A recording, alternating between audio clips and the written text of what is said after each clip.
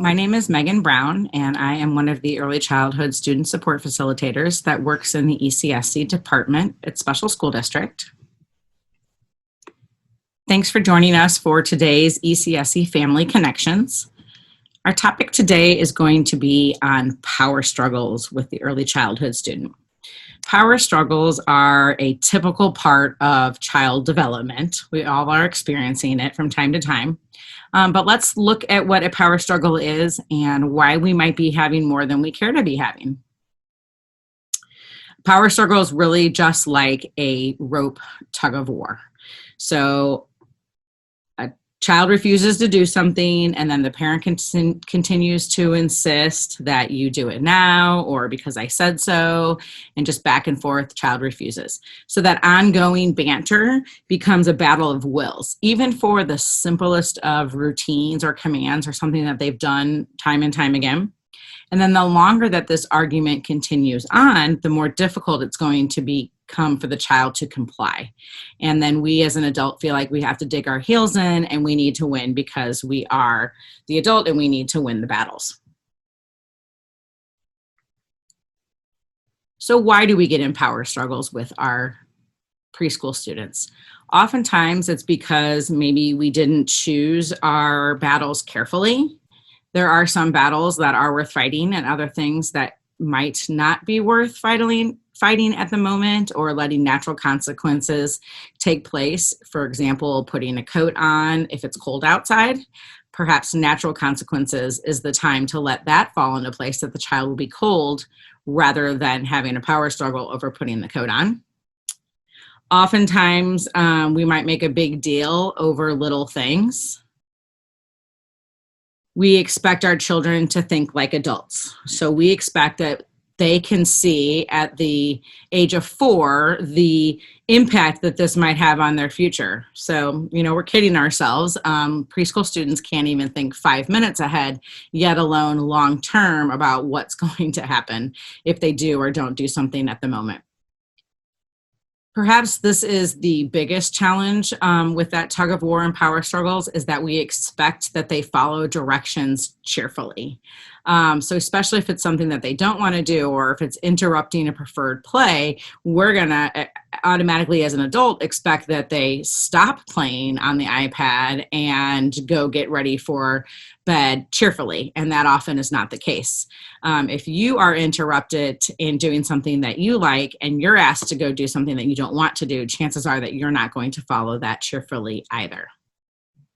Sometimes we fail to anticipate any problems that might occur with power struggles, such as that they don't understand what the task is that they're being asked to do, or they don't know how to complete it independently, or they just lack the skills to follow those directions. We think we can treat all children the same. So anybody who has multiple children in their house knows that this is not possible. We have to treat every child for their individual needs, and sometimes it's giving one child different expectations and demands than other children in the house. Oftentimes we are inflexible at managing our behavior. So we just don't have enough tools in our toolbox yet to manage that tantruming behavior and the power struggle.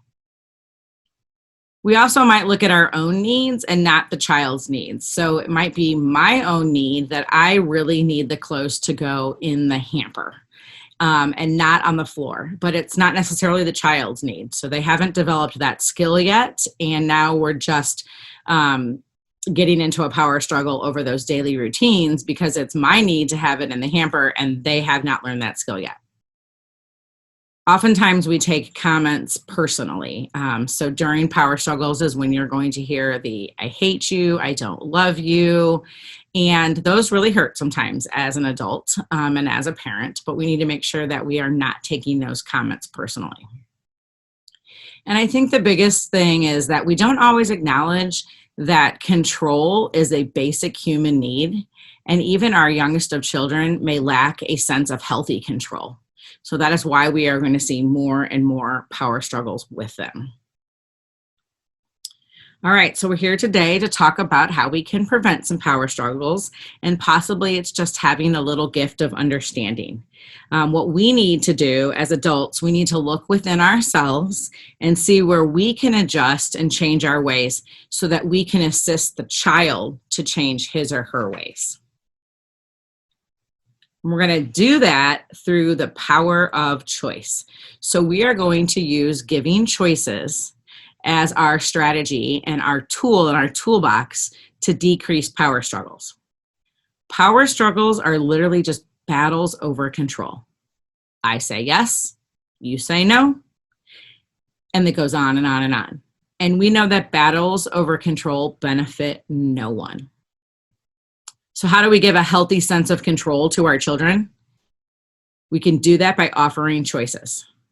When you offer choices, you share the control when you don't need it, so that when you do need the control, you can get some back. So it's kind of like making deposits in a piggy bank. You make those deposits of control so that when you need to leave the playground or you need to have that control, you have some withdrawals in their piggy bank so that you can pull from it. Cannot pull from an empty piggy bank if we haven't given any of those deposits. So the biggest thing we need to know too, and the most important thing about offering choices, is we're going to offer these choices before your child gets resistant and not afterward. If we offer them after, it is kind of giving into their behavior and reinforcing the whining and the resistance. So we want to make sure that we're offering those before. So what does this look like? Offering choices is going to go beyond the typical choice of offering them, do you want juice or milk for snack or lunch, or do you want the blue cup or the red cup? So we're going to take these choices one step further. We want to offer choices that are legitimate and meaningful to the child, as well as acceptable to the adults.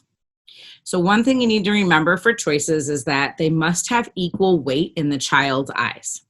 Okay, so not you do it yourself or I'm going to make you do it. Those don't have equal weight. So both of the choices need to have equal weight. And we want to limit those choices to 2, perhaps 3 sometimes to help them make a choice.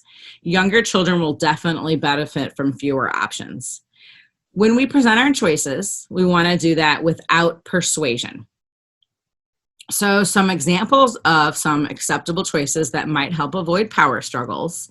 It's time for the child to wash their hands. So we're going to give the choice, taking the stress off of the limit, which is wash their hands, but give them a choice about where they want to do it. So do you choose to wash your hands in the kitchen or in the bathroom? Does it really matter to you where they wash their hands if they're washing their hands? But what the child hears is, oh, I have some control over where I'm going to go and do this now. So possibly it's, do you want to turn the TV off or should I turn the TV off? Should we put on our shirt or our pants first? Does it matter which way they get dressed? No, we're getting dressed. Give them the choice. 2 equal things, shirt or pants first. Sometimes we have to think outside of the box too when we're offering choices. So perhaps getting into the bath time can be a struggle. Part of the bedtime or morning routine can be a struggle. So again, we're going to take that emphasis off the limit and we're going to give them the control about how they're going to get to the bathroom. So do you want to crawl or hop to the bathroom? I apologize, that says hope to the bath. It should say hop to the bath. You're going to hope that they get there. So now we're offering that control. They're still going into the bathroom. Do we really care how they get there as long as they're going? This next one, in terms of choosing how much time, is super, super powerful for kids. If you, in your mind, know that you want them to, within the next 10 minutes or so, start to take a bath or stop playing with something or get ready to leave the house, offer them control within how much time until they're going to go do it. So do you choose to take a bath in 10 minutes or 12 minutes? 2-minute difference there is equal weight for both you and the child. Does it really matter? You will see less resistance when you start offering them choices like this. And eventually they are going to learn too that 12 minutes is longer than 10 minutes. This was a fun one in our house for a while when my third son was 3. He didn't understand the concept yet of 5 minutes and 10 minutes. So I was always giving him choices. Do you want to do that in 5 minutes or 10 minutes? And he always chose 5. It was pretty funny. And so, of course, my older kids would laugh because they're like, he has no concept that if he chose 10, he would get to do it longer. But now he does understand that concept, and he's 5. So he will choose the higher number. And I get less and less resistance when I do offer him those choices within the minutes. So do you choose to take a bath in 10 minutes or 12 minutes? Do you choose to take a bath now or in 10 minutes? And then you set the timer, and we've avoided a power struggle. They chose their time, timer goes off, it's time to go. It is time for lunch. Do you choose to sit on the stool or the chair? Do you care where they're going to sit? If sitting at the table sometimes is a challenge and they aren't remaining there for lunch, let's go ahead and give them the choice of where they're going to sit. And the authors of Love and Logic Magic for Early Childhood offer that you can share this type of control with young kids by being silly and making it fun. So, for example, the authors in this book, Love and Logic Magic for Early Childhood, give the example about going to the park. So, fun thing to do, we're going to throw lots and lots of choices within the day so that when it is time to leave the park, the child will leave. So, for instance, the dad may say to the daughter, should we have fun at the park or should we have no fun? Of course, they're going to say, let's have fun. So to add to the playful banter, dad, while driving, says, should I drive the speed limit or should I drive slower than the speed limit? Then when they get to the park, it's, do you want to swing first or go down the slide first? Should I push you on the swing or do you want to do it by yourself? Do you want me to catch you like a big monster when you come down the slide, or do you want me to just stand here and be quiet? So you're throwing all of these choices at them. You're making lots and lots and lots of deposits that really don't have an impact on what's going on at the time at the park. You're just having a lot of fun and giving them lots of choices. So then when it is time to leave, you can say, do you want to leave now or do you want to leave in 15 minutes? So it's almost like you've given them a prize too of, I can have 15 more minutes to play instead of leaving now. So they're going to look like they just claimed a prize when they choose to leave in 15 minutes.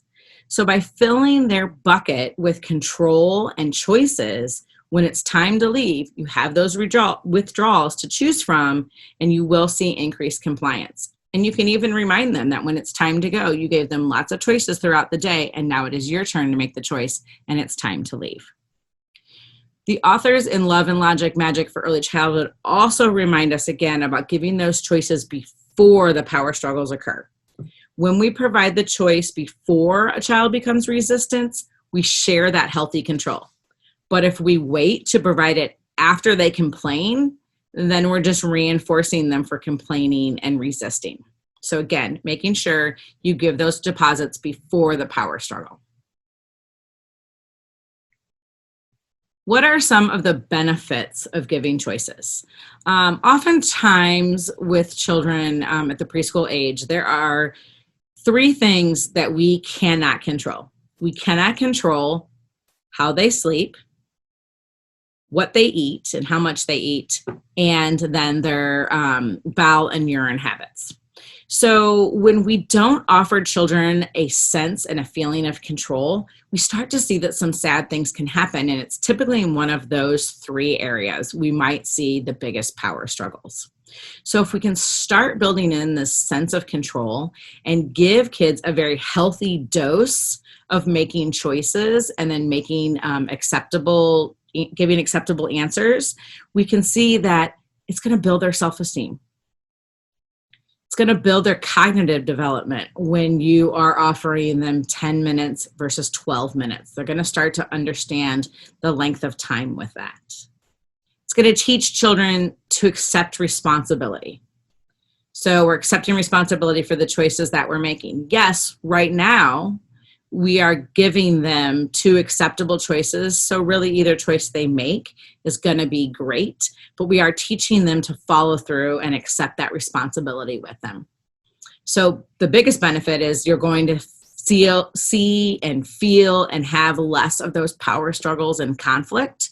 You can make things fun. You could turn your relationship around by offering choices, the relationship that you have with your child. And most importantly, it's going to maximize their learning, that ability to make choices, so that when they are offered some tough choices down the road, when they're older or when they're teenagers, hopefully they'll have that ability to make those choices and to know what that feels like, rather than if we're always just told what to do and nagged and how to do it. If you don't have that adult standing over you when you're a teenager and you're being offered drugs and alcohol, then you're probably going to make a poor choice as a teenager. So I really encourage you to make some intentional changes with your children if you're not already offering choices. Embrace the power of choice and start out slow, have fun with it, but you will start to see some changes, and I promise that you won't be sorry that you're offering choices, and I encourage you to practice at home. All right, good luck. Thanks.